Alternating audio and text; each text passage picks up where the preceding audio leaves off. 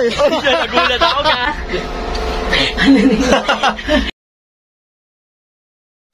Surboy tayo dyan mga kosa. Ngayon pupunta ako ng upper quarry.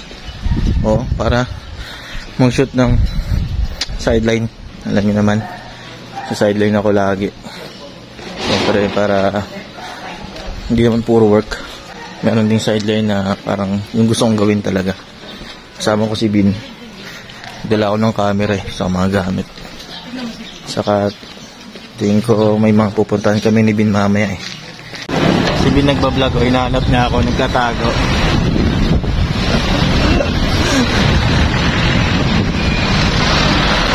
Hoy! Nagulat ako ka.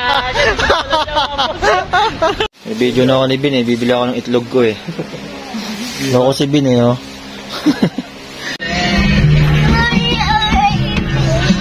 Mga ugali niyan.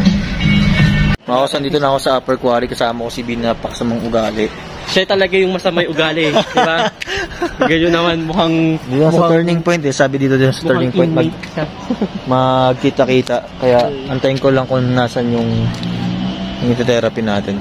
Yun, tapos na isa. Yes. One down. Next. Kumain pa kami ng nilagang baboy. Oo. Kaso bawal sa kanya Gulay kinain niya. Saging, di ba? Bawal tayo sa mga next na spot.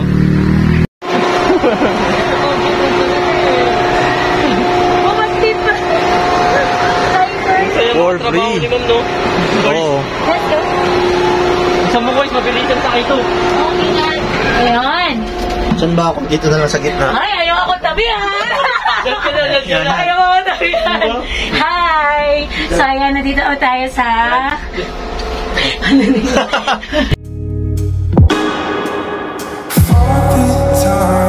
Stops for no one.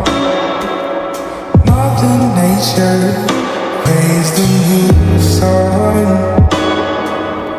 We were meant for the long run. Way before we even begun. Sa instant kayo niya kali no? Pati hawak naman. Ma'am? Sabi niya yun no? Hindi naman. Pero mapasok. Kahit pa naka-atar, pwede akong tumayo over here. Wow, market. Over here. Pwede bang maglagay ng camera doon? Saan? Doon. Masyadong magalaw ate. Talaga? Pero doon sa may concrete turba Okay. Concrete turba. Let's go. Lagyan natin dito.